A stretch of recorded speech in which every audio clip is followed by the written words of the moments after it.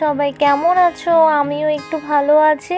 বন্ধুরা, আজকে তোমাদের বানিয়ে দেখাবো আলু দিয়ে ছোট দেশি পুঁটি মাছের চচ্চড়ি। তোমরা সবাই একটি লাইক ও একটি সুন্দর কমেন্ট করে পুরো রেসিপিটি একদম স্কিপ না করে দেখতে থাকো। আশা করি তোমাদের খুবই ভালো লাগবে। এই দেখো বন্ধুরা, একদম টাটকা টাটকা দেশি পুঁটি মাছ। এই দেশি পুঁটি মাছ কার কার খেতে ভালো লাগে অবশ্যই জানাবে কিন্তু। এই দেশি পুঁটি মাছগুলো এবার বেছে নেব, তোমরা সবাই দেখতে থাকো।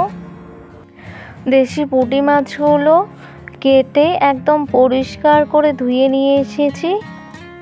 এই দেখো বন্ধুরা, কত সুন্দর দেখা যাচ্ছে।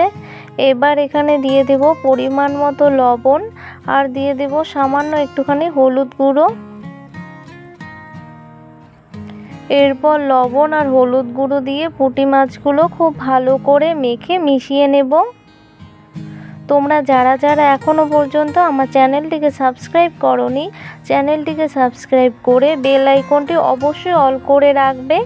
যখনই আমি রান্নার ভিডিও আপলোড করব সঙ্গে সঙ্গে তোমাদের কাছে পৌঁছে যাবে। এরপর কড়াইতে দিয়ে দেব সরষের তেল। নেড়ে নিয়ে তেল খুব ভালো করে গরম করে নেব। তেল ভালো করে গরম হয়ে গেছে।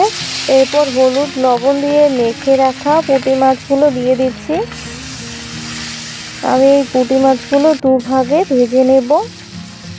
প্রথমে একদিকটা একটু হতে দেব, তারপরে উল্টে দেব। পুঁটি মাছগুলো উল্টে পাল্টে একটু লালচে মুচমুচে করে ভেজে নেব।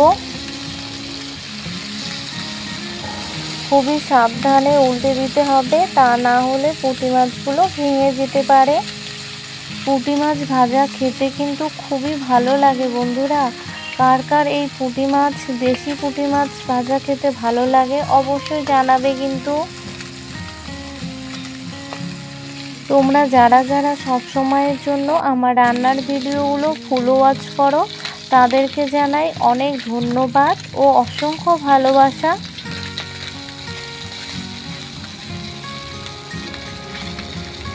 তোমরা প্লিজ একদম স্কিপ করবে না, অ্যাড সহ পুরো রেসিপিটি দেখতে থাকবে। পুঁটি মাছগুলো ভেজে নেওয়া হয়ে গেছে, এবার নামিয়ে নেব। এভাবে করে বাকি পুঁটি মাছগুলো ভেজে নেব। প্লিজ তোমরা সবাই দেখতে থাকো। সবগুলো পুঁটি মাছ ভেজে নিয়ে নামিয়ে নিয়েছি। পুঁটি মাছ ভাজা আমার তো অনেক ভালো লাগে। এখানে 3টে মাঝারি মাপের আলু সরু সরু করে কেটে নিয়ে জল দিয়ে একদম পরিষ্কার করে ধুয়ে নিয়েছি। এই আলু দিয়েই আজকে চচ্চড়ি বানিয়ে দেখাবো। এখানে 4টে কাঁচা লঙ্কা আর ছোট্ট একটু পেঁয়াজ কুচি আর 2 চা চামচ সাদা সর্ষে আর কয়েকটি রসুনের কোয়া নিয়েছি। এবার সব কিছু ব্লেন্ডারে খুব ভালো করে পেস্ট করে নেব। তোমরা শিলনোড়ার মধ্যেও বেটে নিতে পারো। আবারও কড়াই বসিয়ে দিয়েছি। এবার কড়াইতে দিয়ে দিলাম সর্ষের তেল। নেড়ে নিয়ে তেল হালকা করে গরম করে নেব। এবার তেলের মধ্যে ফোড়নে দিয়ে দেব একটি শুকনো মরিচ আর দিয়ে দেব একটি মাঝারি মাপের সরু করে কাটা পেঁয়াজ কুচি আর দিয়ে দেব একটুখানি গোটা জিরে। এবার সব কিছু নেড়ে নিয়ে একদম হালকা করে ভেজে নেব। পেঁয়াজ একদম হালকা করে ভেজে নিয়েছি। এবার এখানে আলু দিয়ে দেব সরু করে কেটে রাখা। এবার সব কিছু খুব ভালো করে নেড়ে নেব।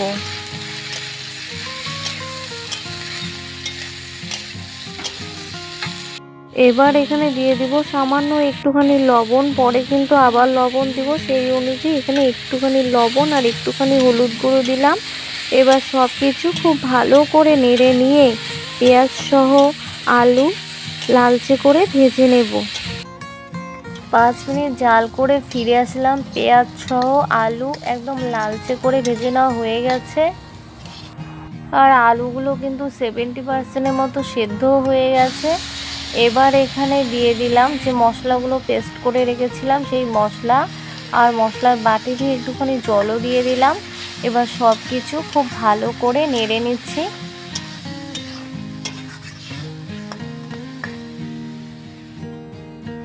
এরপর এখানে দিয়ে দেব পরিমাণ মতো লবণ। পরে লবণ দিয়েছিলাম আলু ভাজার সময়, সেই অনুযায়ী এখানে লবণ দিলাম। আর দিয়ে দিলাম একটুখানি হলুদ গুঁড়ো, একটুখানি জিরে গুঁড়ো। এবার এখানে দিয়ে দেব সামান্য একটু কাশ্মীরি লাল লঙ্কা গুঁড়ো। এবার সব কিছু খুব ভালো করে নেড়ে মিশিয়ে নেব। একটু শুকনো শুকনো মনে হচ্ছে, তাই এখানে একটুখানি জল দিয়ে দেব। এরপর নেড়ে নিয়ে মশলা সহ আলু হালকা করে কষিয়ে নেব। খুব বেশি কড়া করে কষাবো না, কারণ এখানে সর্ষে দেওয়া আছে, সেজন্য। সব কিছু মশলা সহ আলু খুব ভালো করে কষিয়ে নেওয়া হয়ে গেছে, তোমরা দেখেই বুঝতে পারছো। এরপর এখানে সামান্য একটু জল দিয়ে দিলাম। এরপর সব কিছু নেড়ে খুব ভালো করে মিশিয়ে নিয়ে 3 মিনিট মতো হাই আছে জাল করে নেব।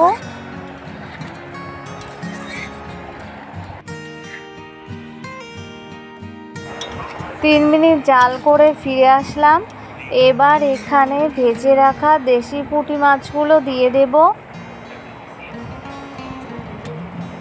এরপর সব কিছু খুব ভালো করে নেড়ে নিয়ে আবারও 5 মিনিট মতো হাই আছে জাল করে নেব।